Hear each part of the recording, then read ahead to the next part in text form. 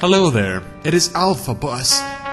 It is time for me to enter uncharted territories because I'm suddenly going to be covering books for some reason.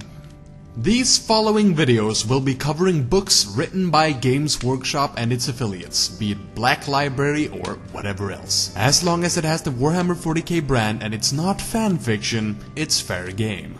These videos will not be reviews, but rather insights into the lore of Warhammer 40,000 as presented by the books. I will extract trivia from a book and present it to you in bite-sized chunks, as well as give you insight into the book's characters, setting, and placement in the timeline, if possible. I will not be discussing if a book is canon to the 40k setting or not, because, in the end, it doesn't matter. 40k isn't all about presenting a believable and immersive setting in the grim darkness of the far future. It has and always will be a playground for all kinds of creative endeavors from both the creators themselves and the fans of their work.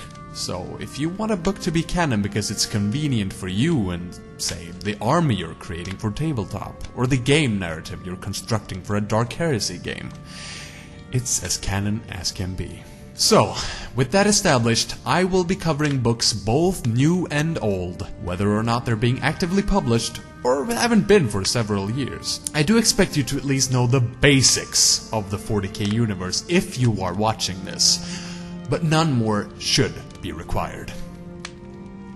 Now, on to the actual video.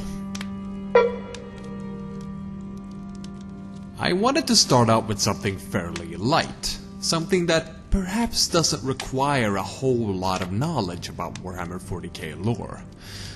A book that is usually recommended as a starting point is at the very beginning of the so-called Horus Heresy, with Horus Rising, the first book in the expansive Horus Heresy novel series, which, as of me writing this, just reached its 41st book with the Master of Mankind. But since this video is more of a crash run than anything full-blown, I thought I'd start with a shorter story, one that is easily digestible for someone not very into the lore. Introducing The Last Church by Graham McNeill. This short story is part of the Tales of Heresy anthology, which is actually the 10th book in the official Horus Heresy reading order. So, suffice to say, I will be cheating a little, I guess, but I honestly think this is a perfect place to start off on, as it not only talks of the unification wars of Earth that the Emperor led, but also delves deep into the core character of Imperial lore. It's a story that, if read, brings a lot of context to the events of the Horus Heresy series. As stated in the afterwords of the Tales of Heresy hardback, if the Horus Heresy is the prequel to Warhammer 40,000, then the Unification Wars are prologue to all of it. It is also worth noting that this story exists as an unabridged audiobook read by Jonathan Keeble if you prefer listening to reading. Links will be in the description, in case you're at all interested in picking up the book or the audiobook. The anthology exists in hardback, paperback, and ebook format. Setting.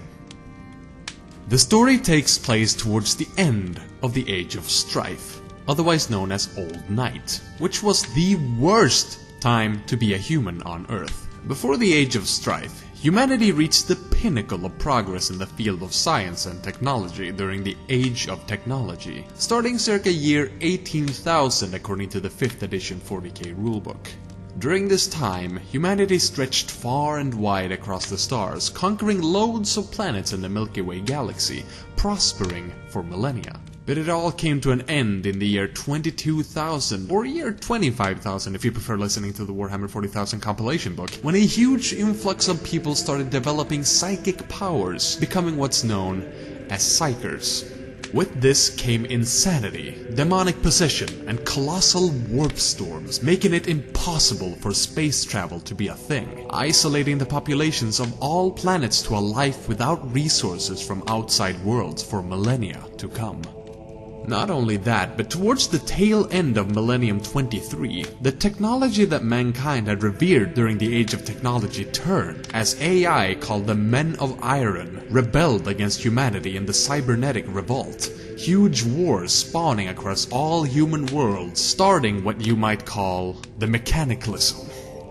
This state of conflict did not go well for Earth, or Terra as it's known in 40k.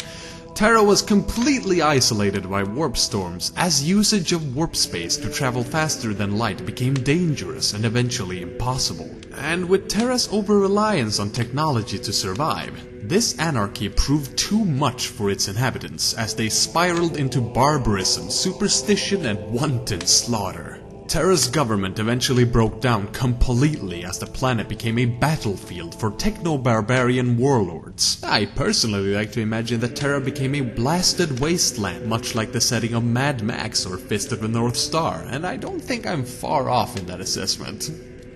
But during this horrible, horrible time, a light emerged from the darkness. A great warlord stepped forth and started conquering the lands of Terra with extreme efficiency.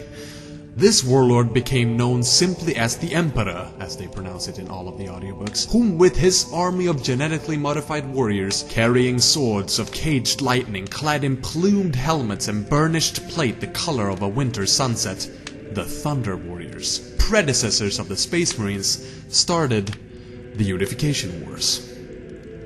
And now, with the Unification Wars almost at an end, mankind's new master made clear to the people of Terra.